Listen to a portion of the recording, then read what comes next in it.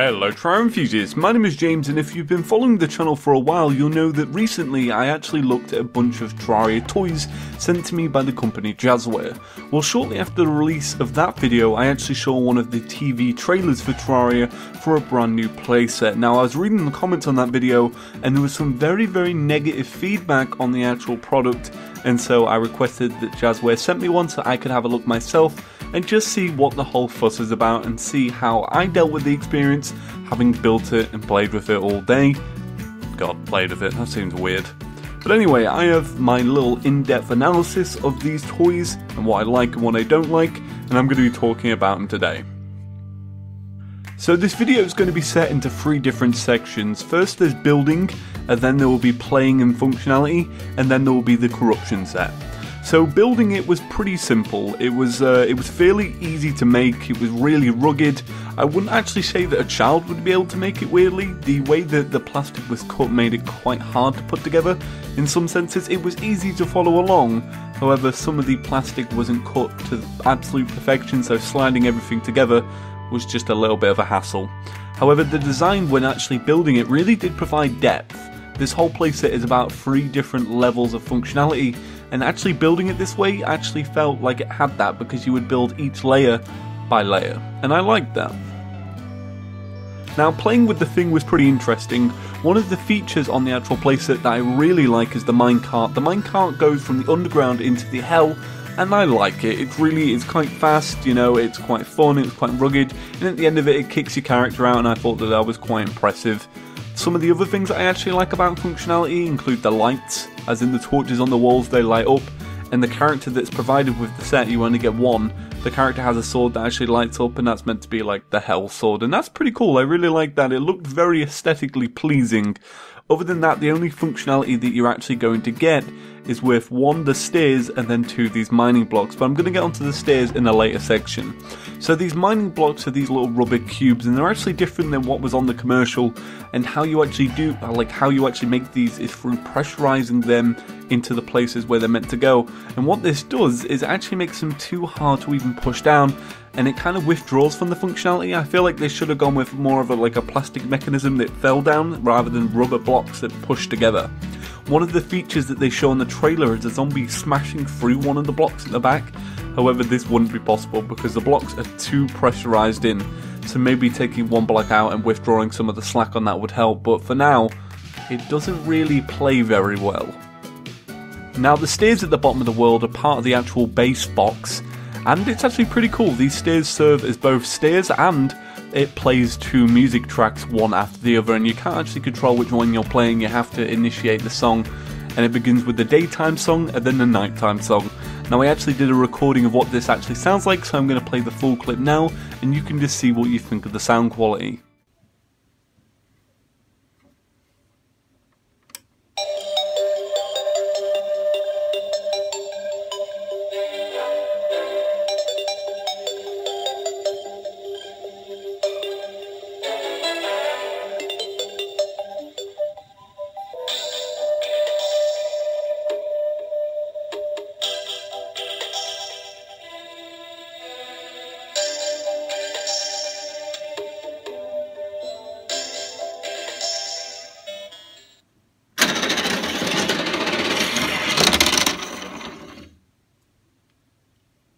So one of the features of the playset is that you can swap out the overworld for the corruption set. Now, this corruption set is going to set you back around £20 in Britain and $25 if you're in America, and that's regardless of shipping fees. Now, the corruption set is simply more of a palette swap than anything. It doesn't really provide any extra functionality, and the functionality it does provide is very lackluster. One of the things it likes to provide is this falling tree mechanism, and this actually only works on one of the trees, and it just looks a little bit weird. To me, it wasn't really like something that needed to be included, and it doesn't really add to the overall aesthetic. One character is also provided, however he does look a little bit weird, and I thought that a different character, maybe a guy with some shadow armor, would be a little bit better, because what that would do is at least add a little bit more articulation onto the actual toy. Now, this toy is going to set you back £60 in Britain, or £65 depending on where you purchase it, and around $70 in America. Now, who is this aimed at? This was the big question. Who is this toy aimed at? Because it's clearly not aimed at Terraria fans around my age. And I'm 18 and I play Terraria a lot and I'm a really big fan. However, I would not go out and purchase this. And I'm going to try and explain who I would recommend this toy for and who I recommend it not for. So if you're a really die-hard, dedicated fan of Terraria, don't buy it. Do not buy this thing. This is not for you. This thing, when building it and even kind of like playing with it a little bit, it doesn't feel like Terraria. There is no real Terraria, like real aesthetic to it. It's just kind of like a cavern-y kind of playset. So who is it aimed at then? Well, I would say it's actually aimed at people who have never even played the game. And why I would say that is because it's kind of generic. It's got very similar features and kind of models, and people like me would be able to recognize it. But I feel like it's for them children that have like watched their friends play Minecraft or are playing Minecraft themselves or know of it because it's a big phenomenon with kids. This is probably the playset for them. It's a great alternative to Minecraft.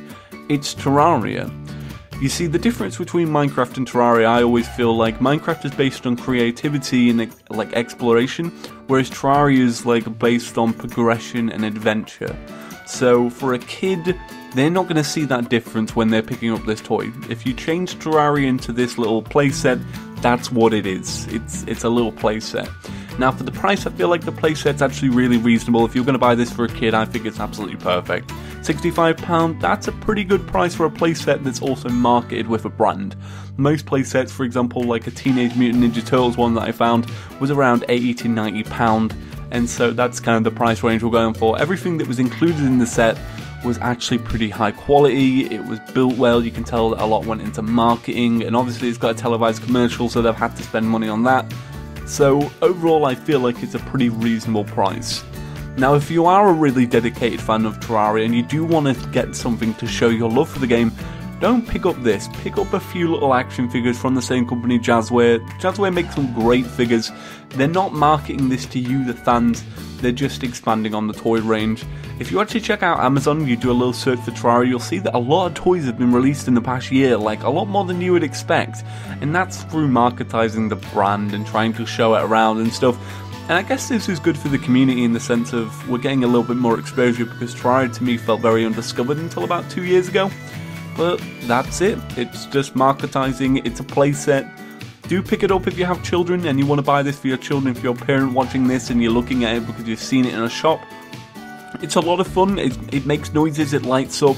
I can really see a kid playing with this. You'd have to buy a few of the action figures though to make it really worthwhile. Probably skip out on the corruption set, but if you do like all of this and if you're a parent and you've got the money to blow and you want to buy this for your kid, they've asked for it, I really do recommend it. It's very high quality, kind of fun. The minecart system's really interesting. I really do like it. It all works well, and it does stick to what I think is the lore of Terraria. And the level of depths and such like that, it pays off well. So that's been about it for my in-depth analysis of this toy. I wanted to try and even cover up some of the confusion that was in the comment section and basically justify it. Like, I want to justify it and talk about it and such, and kind of give it the exposure it needs. It's really good to see Terraria on TV, and to see it like this, I as a fan approve, and I approve of the funding that goes into it, helping both parties. It makes me happy, and I want to thank Jazware for sending me this. It's really nice that they've done this once again, and we really appreciate it. Hopefully the community does as well, because if it wasn't for these people, you guys wouldn't have this video provided to you. So, thank you, Jazware. So that's been about it for today's video. Make sure to click a like if you enjoyed this, and make sure to leave a comment down below. Do you agree with my opinions on this? Do you feel like it's catered towards people that have never played the game, but want a nice little playset? Either way, let me know. So thank you all for watching. My name is James. If you want to see more videos like this, make sure to click the subscribe button. That tells YouTube you want to see more videos like this, and you probably do, because you're looking at this one. So thank you all for watching. My name is James. Peace.